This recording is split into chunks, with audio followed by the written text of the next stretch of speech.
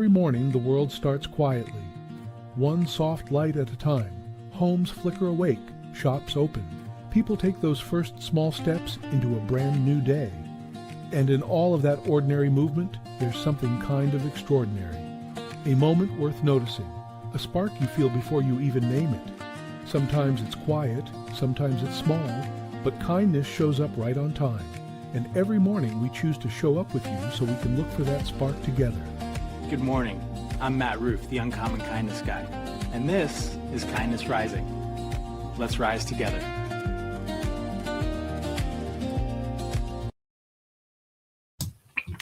Good morning, everyone. Welcome in. Woo! 7:30 comes early these days. Good morning. Actually, it doesn't. I've been up since 5:30. But good morning and welcome to Kindness Rising. Wake up, tune in, and don't forget to attempt to grow as a human being. This week is all about becoming, and today's episode is called Growth Feels Weird. That's why I'm feeling a little weird, because I think we dramatically underestimate how awkward growth actually feels in real time. Absolutely, we celebrate transformation after it happens, but nobody posts, I'm currently confused, my identity is unclear, I'm mildly overwhelmed, and I'm a big fan of, snacks. But honestly, that's usually what growth looks like when it's happening. And this week has me thinking about transitions a lot, with my daughter graduating this week. Of course, huge, proud dad energy around here, but there's another layer to it too. She's moving back home, which means our family dynamic is about to change again. Good morning, Sully. Our family dynamic is about to change again, and I think that's the whole thing, is that life is just full of these strange overlapping moments where something ends, something begins, everybody's excited, then we're confused. That's becoming, and that's what we're going to talk about today. And we're also going to start a brand new segment today that you have to stick around for the whole show in order to participate. We're going to start another one. We started our "Wait, that happened today" segment last week, and today is "Who in the world is this?" Who in the world is this? Throughout the show, I'll be dropping clues about a mystery birthday person. It could be real, it could be fictional, it could be from history, it could even be a cartoon. Today's mystery birthday reveal happens at the end of the show. So let's start with our first clue. Clue number one, this character once technically went to space, but somehow made the situation work. Good morning, Carrot Games. Good morning. Welcome in. Morning's in the lab. Keith, what's up? Morning. Good morning. Stick around, Keith. Check out this first clue. The character once technically went to space and somehow made the situation worse. Who could that be? Let's move on and we will figure it out in time. Another clue will be coming up shortly. But in the meantime, look here today. I hope you guys can hear it too. We were having trouble yesterday. It's amazing what time will do. I think one of the hardest things about growth is that it often feels uncomfortable, really uncomfortable before it's meaningful. We love the after, the confidence, the success. The person who feels healed, the graduate. I've got a graduate coming, but we don't talk enough about that weird middle stage, the in-between season, the part where your old identity no longer fits, but the new one hasn't fully formed yet. The stage is awkward, and it can last for a long time or it can last for a short time, depending on what it is. But knowing that you're there in the middle, a lot of people quit right during that stage because they assume that the discomfort means failure when they're right in the middle of it. But sometimes discomfort is actually the evidence that growth is happening. Think about it. Moving to a new city, starting a new career, launching a project, whatever it is, healing, your own healing emotionally, going back to school. All of those things feel really strange at first because becoming stretches us. It stretches us into that uncomfortableness. but it shows us what is necessary. Absolutely. Welcome into Kindness Rising, where we grow with our discomfortably comfortable. What? I don't know what that word is. Anyway, good morning, Mother. Roseanne Roof in the house. In the house. Are you freezing like I am, Mom? We had quite a cold snap, middle of May cold snap. I mean, why the hell not? What else could go on in this world today? Anyway, that's why we wake up with warmth and happiness every day here on Kindness Rising and as part of the Mornings in the Lab Network. And of course, we always highlight an organization doing good work in the field that we are talking about today. And today is no different on May 12th. We'll be getting to our second clue about our game, our puzzle, coming up shortly. But in the meantime, listen for the drop.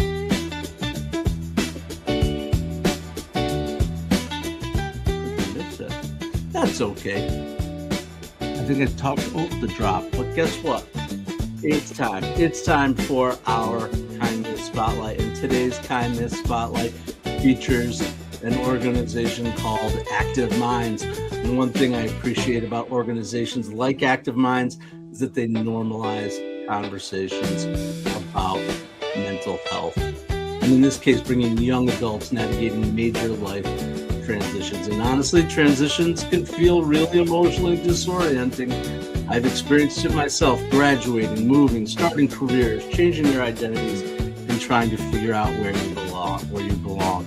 This stuff affects people deeply. And too often people feel pressure to pretend they're handling everything perfectly.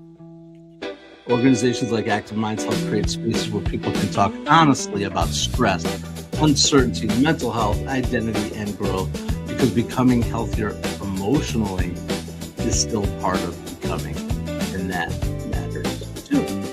There it is. That is the organization we're talking about, Active Minds. Youth have been left out of decisions that impact our mental health. They're helping people advocate for that purpose. That's it.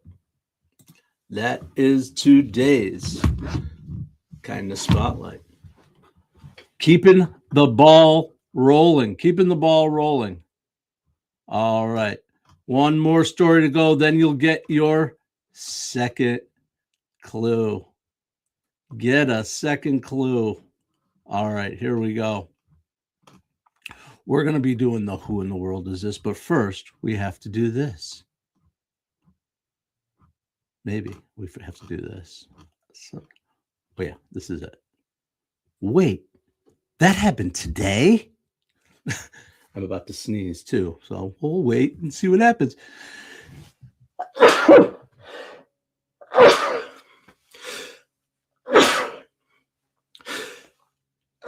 Holy moly, that was quite a run I went on there. Woo! It's that morning. Sun is shining. That's why the sun shining makes you sneeze. Wow. All right, I'm going to reorient. I got a little dizzy, little head rush from sneezing successively. Oh boy. What happened? You guys still there? All right, we're here. Welcome back.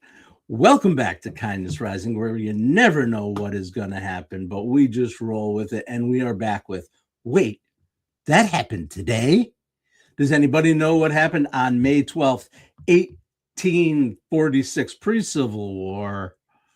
America expanding westward, and a group of people left Independence, Missouri, heading west toward California, and turned into one of the craziest tragedies in American history, but really maybe a little bit of hopefulness to it, a little bit of recognition of the sacrifices that were made as our world expanded 200. Wait, I can't do the math anymore. 180 years ago, is that? 1846? Is that possible?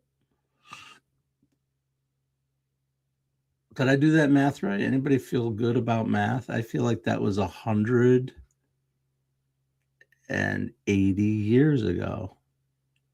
Did I do that math right? 2026 minus 1846. All right. Anyway, people remember the story of the Donner Party because things obviously went very, very poorly later at the end. But after all that, it could be actually a hopeful story. Families, children, dreams, and opportunity. 87 people set out believing they were heading toward a better future to California during the Great Westward Expansion. And one of the biggest reasons the journey went wrong, let's take a shortcut, guys. They took a shortcut through unknown terrain, and it cost them dearly. The Donner Party, absolutely. The group decided to follow something called the Hastings Cutoff. You guys ever heard of the Hastings Cutoff? The route was promoted as being faster and easier. Guess what? It was not. It was not. The shortcut took them through extremely difficult terrain, snow. They got locked into the Great Salt Lake area, and it slowed them down dramatically.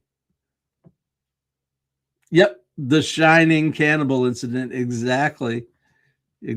Sully. We're talking about the Donner Party.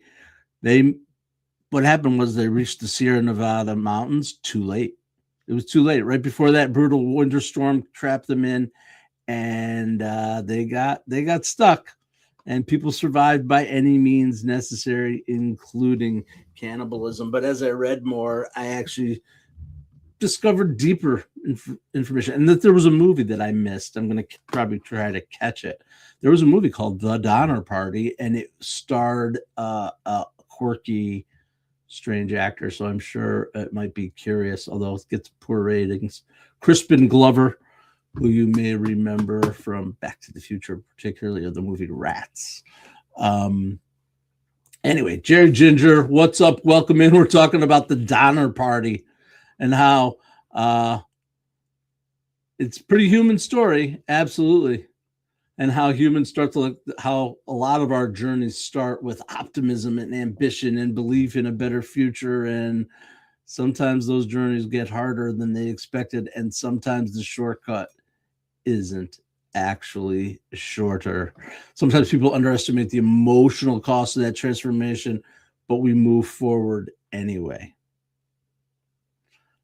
That's part of the human story. Absolutely fascinating story. But I think the most important lesson here is if somebody in 1846 says to you, yeah, trust me, I found a shortcut through the mountains. Maybe you want to take the standard route. That is the Donner Party. And let's get into our second clue. Jerry Ginger, Sully, you've been around, but Jerry Ginger, anybody else who's out there, we are doing a new game today called Who in the World Is This? Let's repeat our first clue. Our first clue was they went to space technically and made the situation worse. This person's birthday is celebrated today, and we're trying to guess who they are with my clues. Here's my second clue. Second clue. This person has had many jobs over the years. Food critic, an astronaut, snowplow driver, boxer, all kinds of interesting items on the resume. More than most LinkedIn influencers, actually. That is the second clue. Went to space, has held many jobs. Anybody got a clue, a guess yet as to who we are talking about celebrating their birthday today? I'm going to have another sip of coffee, and then we're going to do the official Be Kind Rewind. We're rocking and rolling, trying to keep things moving a little bit quicker along here. How do you guys like that pacing? I think it's fun. Let's get involved in some conversation about it. The Donner Party. Who in the world is this? We hit active minds, not suspicious minds like Elvis. Okay, stop with the. All right. You know what I realized just now? We don't have a Be Kind Rewind theme, but I'm going to try this one. I haven't played this one in a while.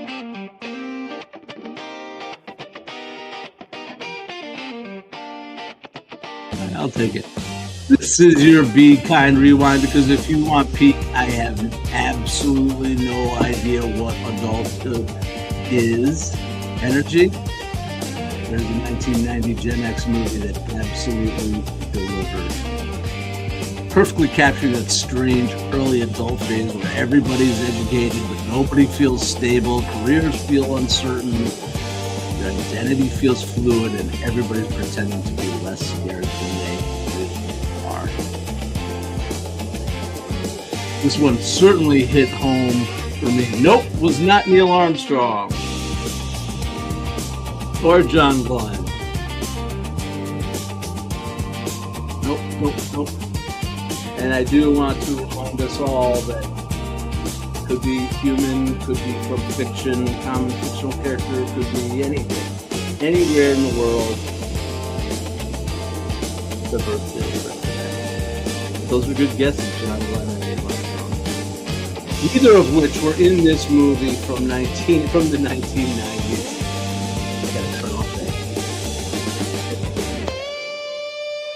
Can't wait till I don't need it anymore.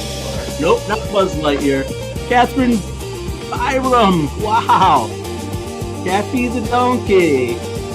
Right? Yeah, Kathleen. How you doing? Welcome in. All right. So if you don't know what I'm talking about yet, a 1990s Gen X movie where they had absolutely no idea what adulthood is. I'll keep throwing clues, but I'll also get to it. Winona Ryder, Ethan Hawke. I'm talking about Ben Stiller. I'm talking about the movie Reality Bites. Anybody remember Reality Bites? I think that pretty much summed up my life in the mid-90s. Winona Ryder playing Elena? I don't know. Talented, creative, intelligent, but completely unaware of where her life was headed. After college, Ethan Hawke as Troy, the hyper-articulate but slacker philosopher guy who acted like he didn't care, but he actually cared a lot. And the famous scene where Lilana is trying to create a meaningful documentary about real life, and the TV network wants to turn everything into polished entertainment. And how oddly relevant that feels now, because here in 2026, we're still trying to figure out authenticity versus performance, real connection versus algorithms, and humanity versus branding. The movie was really about an entire generation trying to figure out what matters, what's real, what kind of life do I actually want. Absolutely. I think a lot of Gen X connected deeply to movies like this. Absolutely, it gave us permission to admit, I don't know what the hell I'm doing anymore. Right? The slacker thing. Absolutely. I love the guesses happening here. Donkey Kong, Harrison Ford. Nope, not quite there yet. Yes, My Sharona. That was great. That scene, the My Sharona scene. Dancing in the convenience store using the father's credit card. Classic. All right. Definitely peak 1990s energy. What I remember also about that, and I remember this too for ourselves, for our generation, was Janine Garofalo's character and the HIV testing, which, it was a huge thing for our generation. Huge thing of our coming of age and the fear around AIDS and HIV for our generation. I don't think we talk about that a lot. That was a cool scene, a cool storyline. Of course, you had the Ethan Hawke and Winona Ryder, the Ben Stiller, just trying to figure it out, just trying to make it in corporate America. Danny Friedman, holy crap. Dan Friedman, anybody who's out there on LinkedIn, say hello to Big Danny Friedman, Ithaca College roommate, fraternity brother, coming in from downstate. Absolutely. Guitar player extraordinaire and just all around good man. Dan Friedman coming in from downstate New York. All right, Danny, I'm glad to see you, buddy. Talking about Reality Bites, remember that movie? I think, mid-90s, that's when you and I were hanging for sure. Absolutely. So cool. Cool to see you, Dan. Hey, buddy, we're doing it. All right, let's do it. Give out the last clue for our who in the world is this? I haven't figured out how to deliver that line yet. But it's fun. It's gonna be our segment. Who in the world is this? We're playing a guessing game. Remember our first clue. Our first clue was went to space. Technically went to space, made things worse when they got there. Second clue, has held many jobs: a food critic, an astronaut, a boxer, a snowplow driver. All right, last clue. I think you guys are pretty much gonna get it from this. If you don't, I'll be sad and probably want to quit this show if the people who watch this show can't get the answer to this trivia question based on this clue. Here's the thing that this individual loves: snacks, television, donuts, and Marge.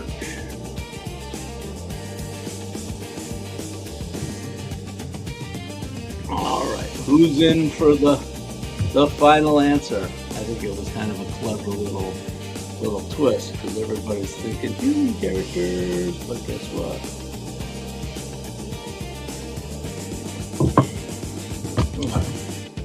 Tried to make it a little Rachel Ray. No, not quite Rachel Ray, but a good answer. That's actually really funny to me.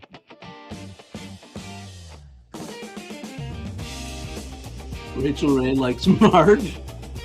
Oh, that's good.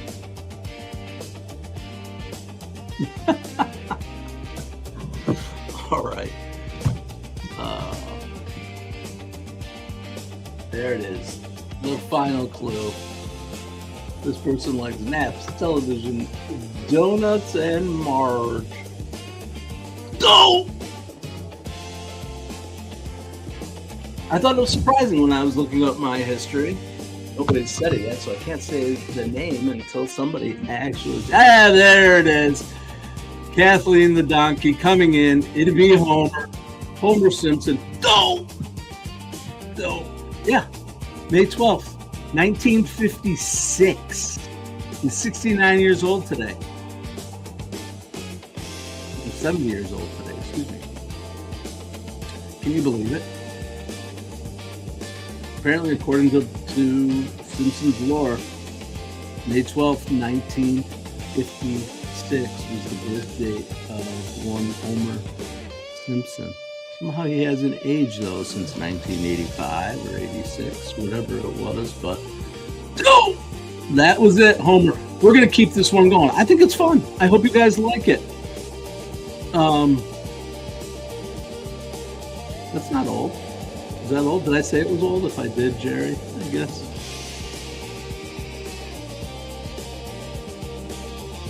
I don't know. He hasn't aged a bit. You probably haven't aged a bit either, Jerry. I'm sure of it. Happy birthday, Homer. Yeah. I was laughing when I saw that. I was looking up, all right, who can I do for this? There's several others. I'm going to start doing a whose birthday, Remember, you guys, I'm sure, out there know exactly what I'm talking about. He had a little bit of a scandal, though, at the end. He might even be dead now. Garrison Keillor, like the gone days. It's a stage of life, not a number. We always say that, Mom. Absolutely. I know you and I talked about this weekend. There are people with a lot lower numbers than yours, Mom, that certainly don't have a... Oh, good question. Kathleen Byram is asking this question. What is your favorite Homer quote? What is your favorite Homer quote? I don't want to steal thunder.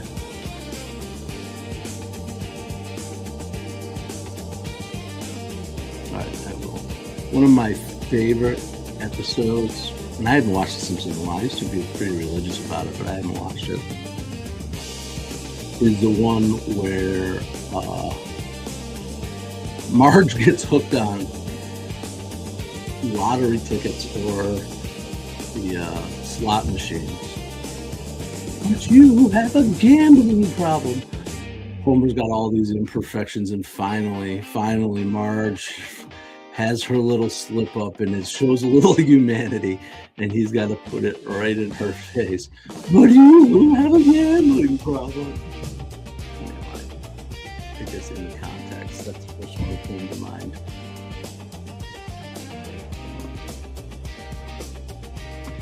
The stage don't run through these parts anymore. Well, were you part of the Donner Party, Jerry? That's what we were talking about earlier. We were talking about the Donner Party earlier today as part of our, not our Be Kind, Be Kind. That was our wait. What happened? That happened today, May 12th, 1846. 90 or so individuals headed out.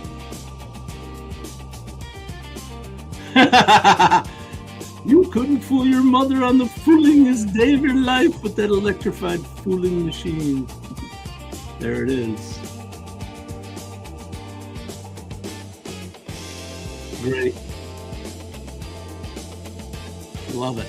Kathleen, thanks for coming in. This is the kind of participation I love. This is what I want. I'd rather miss out on a couple of segments and be chatting with you guys, getting up in the morning, having a little bit of fun. I shouldn't say but. I'm trying to not say but anymore. I'm trying to say and. And I still want to give you something to walk away with today. Some direction, something helpful so that you can continue your day with positivity and get through these awkward growth stages. So this is today's Kindness Compass, 5 reminders for the awkward growth stage. The uncomfortable stage is not permanent. You are allowed to be a work in progress. Please remember that. Also, growth rarely feels graceful in real time. Most transformation that looks super messy while it's happening. It's only in looking back that we see the beauty in it. And comparing your beginning to somebody else's middle, that is a trap. Everybody's timeline is different. Focus on your own. Emotional honesty. Emotional honesty is strength. Pretending everything is fine, that helps nobody. Be a little bit transparent and a little bit vulnerable. It's okay. Pretending everything is fine when it's not helps nobody. And lastly, becoming requires patience. Definitely something I need to remind myself of on a regular basis. The next version of you, the next version of me, that takes time to build. Those are your 5 reminders for the awkward growth stage. And remember what I said here last week. Don't stopping. That's what you have to do. You have to be don't stopping. Never stop. We talked about it yesterday too. You can modify, you can change as your life changes. That's okay. But don't stop. When you stop, that's when the problems are going to happen. Find something you love and just keep going through it. Yes, uncomfortable growth stage, Mom. Every day, uncomfortable growth stage. Absolutely. All right. Well, I appreciate everyone who has come here today. This was a great time for me. I hope it was a great time for you. I hope you're going to get on over to Mornings in the Lab with Keith, John, and friends and check out the rest of the Mornings in the Lab lineup. All right, Americana there, or Mariana 6767. I didn't realize we were still on that. But welcome aboard. Maybe this will earn your sub by doing this. Does it? All right. We talked about Homer Simpson. We talked about growth. Growth feels weird because becoming requires leaving behind versions of ourselves that once felt comfortable. And that's hard. But comfort and growth rarely live on the same place for very long. So if life feels a little uncertain right now, if you feel stretched, awkward, or in between, that may not mean you're failing. It may just mean you're growing. See you back here tomorrow morning, 7:30 a.m. on Kindness Rising. Get on over to Mornings in the Lab with Keith, John, and friends, and check out all the programs on the Mornings in the Lab network, including today's episode number 2 of Thoughts and Coffee with Sarah Barnes. So I'm afraid, come on back. We'll see you real soon. Until then, stay uncommon and stay kind.